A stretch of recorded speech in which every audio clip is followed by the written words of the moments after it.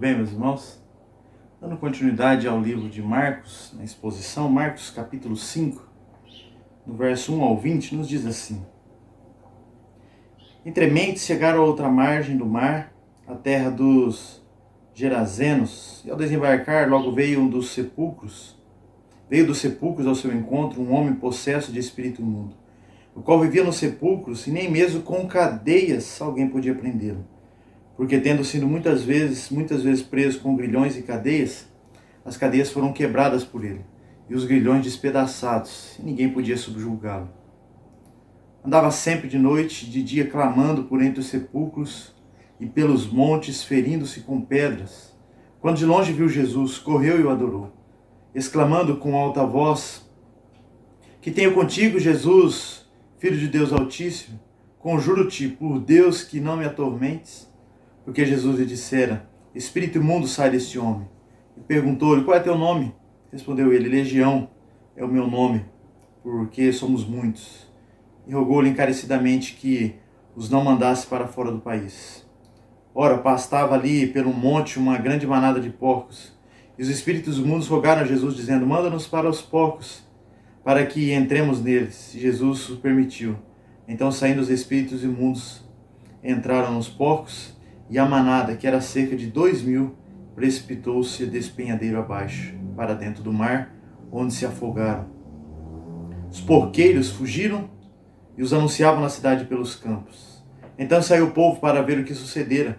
Indo ter com Jesus, viram endemoniado que dissera a legião, assentado e vestido em perfeito juízo, e temeram. Os que haviam presenciado os fatos contaram-lhe o que acontecera ao endemoniado cerca dos porcos. E entraram e rogaram-lhe que se retirasse da terra deles. E ao entrar Jesus no barco, suplicava-lhes o que for endemoniado que o deixasse estar com ele. Jesus, porém, não lhe permitiu, mas ordenou-lhe: Vai para a tua casa, para os teus, anuncia-lhes tudo o que o Senhor te fez e como teve compaixão de ti. Então foi ele e começou a proclamar em Decápolis tudo o que Jesus fizera, e todos se admiravam. Nós temos aqui nesse texto, nessa exposição, Jesus e os discípulos, então, acabando de sair, então, de uma forte tempestade, com o mar agitado, né? E o Senhor, então, ali repreende os ventos, né? Pede para o mar se acalmar, e os discípulos, então, ficam todos ali admirados. E na continuação, então, desse trajeto ali, acabando a tempestade, Marcos, então, registra aqui que eles, então, chegaram ao outro lado. E nessa outra margem, então, teve um encontro ali com esse jovem endemoniado. E Marcos aqui, ele registra para a gente um paralelo literário entre as duas passagens, tanto a Jesus acalmando a tempestade, quanto agora desse jovem possesso aqui. E Marcos, então, registra isso, mostrando que uma tempestade, então, tão aterradora, que até mesmo homens, marinheiros experientes, que conheciam muito bem o mar ali, ficaram terrivelmente assustados. E agora Marcos registra, então, um caso de possessão severa. Não era uma simples pessoa possessa, mas sim uma pessoa possessa por uma legião de demônios. Humanamente falando, os dois aqui, ambos, incontroláveis, indomáveis, mas Jesus os conteve. E ainda nesse paralelo aqui que vemos uma iniciativa aqui nesse processo, não da parte de Jesus, mas uma iniciativa aqui da parte dos discípulos, que lhe faz uma pergunta, não é, sobre o mar, não é? Jesus não se importa que perecemos, não é? E aqui vem o próprio diabo, não é? Já o demônio fazendo um questionamento aqui ao Senhor Jesus Cristo. E posterior temos os discípulos reconhecendo Jesus e chamando de mestre, por aqueles que reconhecem o Senhor. E após então acalmar o vento e o mar, e agora então o exorcismo daquele homem acaba então com mais de 2.000 porcos sendo lançados aos mares. Do mesmo modo, então, como o Senhor disse ao vento e ao mar para se acalmar, os demônios também ficaram todos quietos. Né? Então existe, então, no mar algo que clama a morte, não é? Ou que um abismo aqui, não é? De morte. E esse mesmo mar, então, que queria tragar aqui os discípulos, agora esse mesmo mar devora, então, os porcos ali. Né? E o resultado, então, que nós temos do encontro com Cristo é o mar se acalmando e o endemoniado se acalmando. As emoções, então, que surgem de ambos os momentos são: na tempestade os discípulos tiveram medo, né? Quem é este que até o vento e o mar lhes obedece? E posterior, então, nós temos esses discípulos aqui, o endemoniado e todos que estavam ali morrendo também de medo, como registrado lá em Lucas 8:37. E o Senhor, então, quando ele já atravessa para esse outro lado aqui, nós já temos que ele já dá início a uma quebra de barreira, né?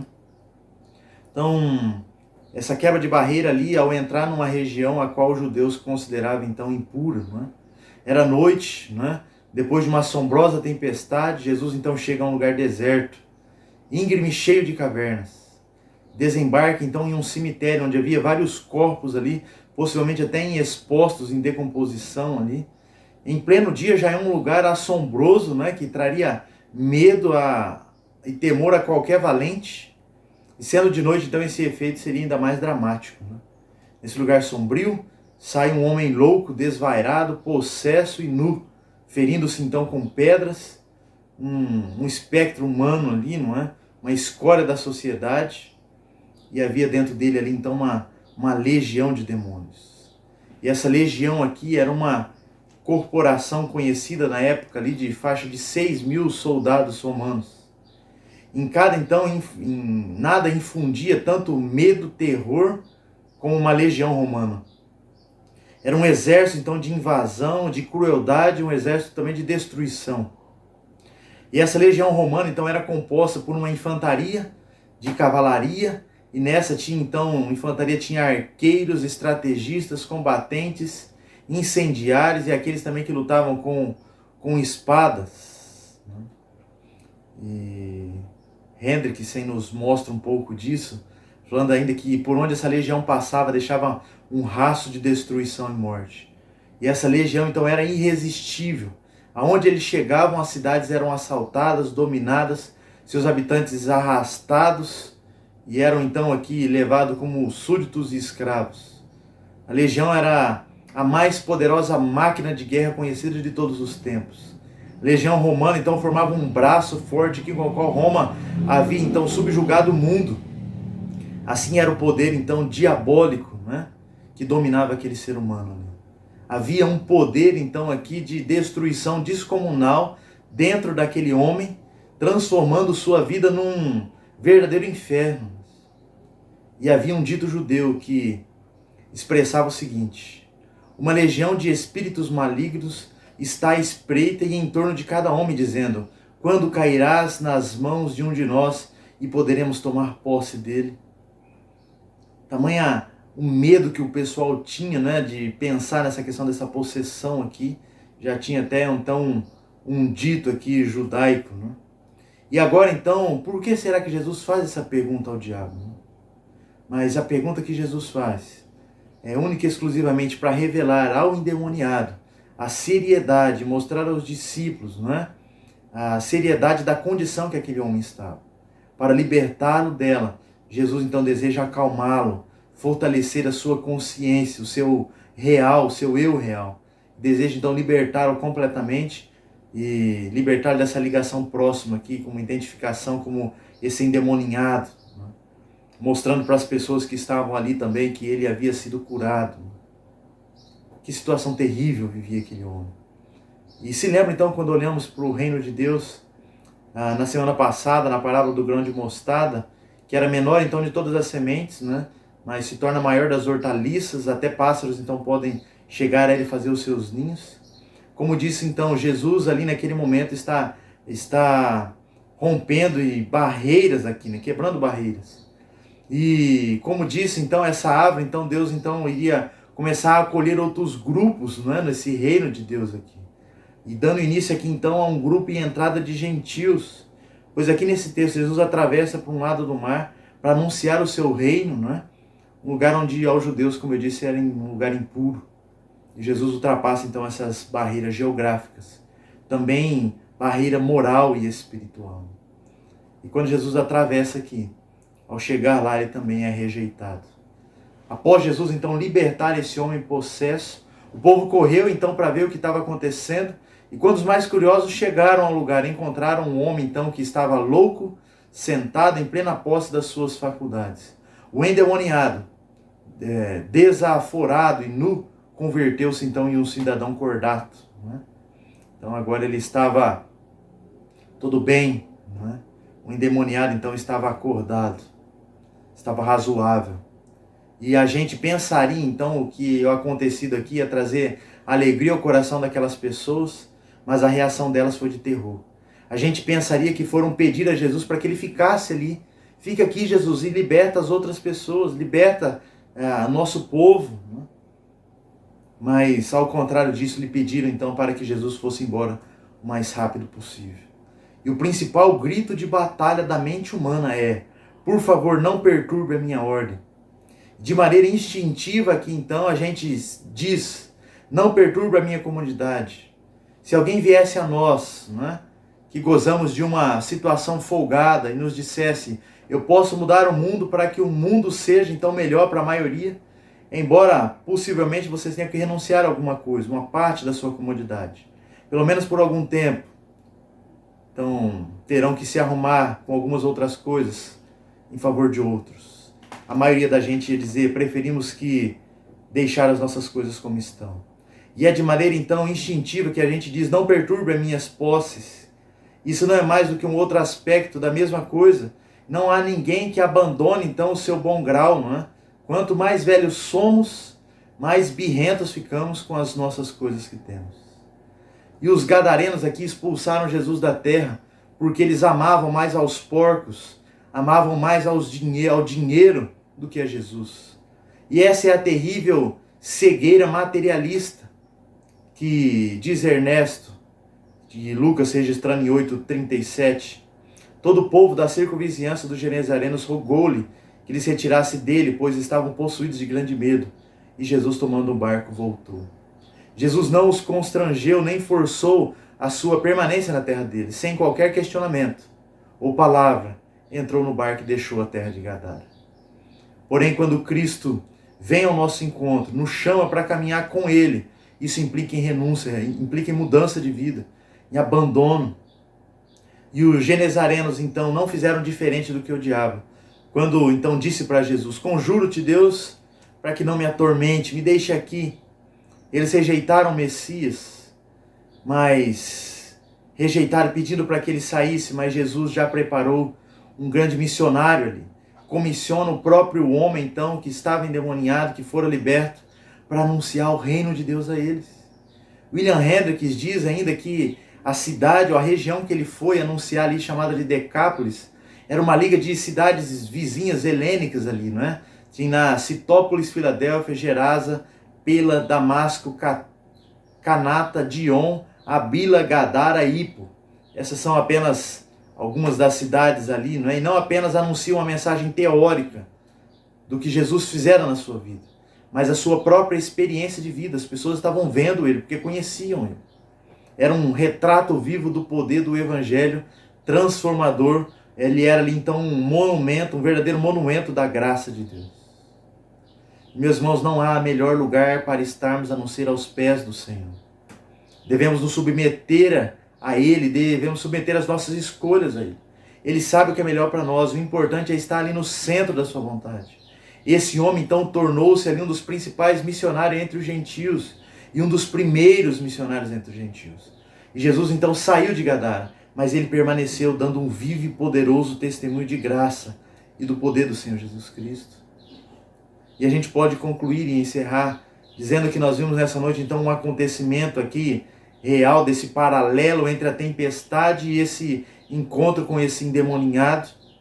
E Jesus então vai ali para quebrar as barreiras geográfica, moral e espiritual e anunciar o seu reino.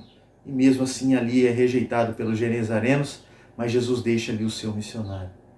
Cristo, meus irmãos, nesse texto nos lembra que ele é poderoso para acalmar os ventos, para emudecer o mar, mas também quando olhamos para a palavra sabemos aqui que ele é poderoso para acalmar o coração aflito, para acalmar e curar o necessitado e até mesmo libertar o que está possesso. Os ventos e o mar emudeceram, o homem endemoniado corre para Jesus e o adora, se prostra diante dele. E nem mesmo os espíritos imundos têm autoridade sobre eles mesmos. Eles não puderam sair para os porcos, a não ser que Jesus lhes mandasse. Os demônios não sabem Os demônios sabem que Jesus, né, tem o poder para expulsá-lo e também para mandá-los para o abismo. E nesse momento que Jesus começa a anunciar e mostrar o seu reino, alguém mais poderoso que Satanás chegou. Os mesmos demônios então já estavam atormentados pelo causa da presença de Jesus. Eles estão então debaixo do comando e da autoridade de Cristo. Eles não são livres para agir fora da autoridade de Jesus. Agora, meus irmãos, duras penas terão que sofrer aqueles que trocam e rejeitam ao Senhor. Olha lá no Salmo 16, no verso 4, o salmista aqui nos lembra e nos diz assim, Salmo 16, 4, muitos são as penas dos que trocam o Senhor por outros deuses. E aí o salmista aqui, Davi, diz, não oferecerei as suas libações de sangue, os meus lábios não pronunciarão o seu nome. Ele fala, porque o Senhor é a minha herança, mas duras serão as penas daqueles que trocam o Senhor. E não podemos viver unidos no corpo da igreja, sujeitos a Deus, se não quebrarmos os laços da impiedade, conservando-nos puros. Precisamos abandonar para seguir a Cristo, transformar a nossa vida, para que a gente então venha seguir ao Senhor Jesus Cristo. E quando Cristo nos chama, devemos abandonar tudo para o seguir. E quando estamos seguindo então a Cristo de fato e de verdade, a gente começa as renúncias. E estamos dispostos a anunciar e a abandonar a nossa comodidade, abandonar as nossas posses, até mesmo as nossas crenças para servirmos a Cristo. O chamado que Marcos faz nesse evangelho é uma chamada para caminharmos com Cristo. E nessa caminhada com Cristo, a gente deve então abandonar o nosso próprio eu. Aquele que quer ser meu discípulo e não abandona tudo quanto tem, não aborrece seu pai, a sua mãe, não carrega e toma sua cruz, não pode ser meu discípulo. E aí encerro perguntando, você está disposto a seguir a Cristo? Você está disposto a abandonar tudo para servir ao Senhor Jesus Cristo? Não troque o Senhor. Confie nele. Ele é poderoso, mais poderoso do que as tempestades, do que o mar, o vento, que as tempestades da nossa vida. É mais poderoso do que o próprio demônio e a legião de demônios. Ele é poderoso. Creia no Senhor Jesus Cristo. Creia que Ele pode fazer muito mais do que pedimos, pensamos ou até mesmo imaginamos. Creia no Senhor Jesus Cristo e Ele pode te libertar. Ele pode nos salvar. E assim eu oro. Eu peço que Deus nos abençoe e nos guarde. E que aplique isso no nosso coração para que a gente possa crer nesse Deus vivo, Deus verdadeiro, que é poderoso, acima de tudo e acima de todos. Vamos orar. Deus e Pai de nosso Senhor Jesus Cristo, queremos, ó Pai, colocar diante do Senhor as nossas vidas, suplicando que o Senhor mesmo, Deus, nos fortaleça e nos faça, dia após dia, crer ainda mais no Senhor. Eu clamo ao Senhor, mas clamo agradecido por tantas bênçãos, pela Tua liberdade, pela Tua salvação que já nos alcançou. Eu clamo a Deus que o Senhor liberte, cure e salve, Deus, aqueles que ainda estão necessitando, ó Pai. E nos use, ó Pai, como instrumento de proclamação do Senhor. Assim eu oro, clamando ao Senhor, pedindo, no nome do Senhor Jesus Cristo, nosso Senhor e Salvador. Amém. Deus. Que a graça do Senhor Jesus Cristo, o amor de Deus, o nosso Pai, e a comunhão do Santo Espírito do Senhor, seja sobre nós, sobre todo o povo de Deus espalhado pela face da terra, hoje e para todo sempre. Amém. Deus abençoe, meus irmãos. Tenha uma semana guardada e abençoada pelo Senhor. Fiquem em paz.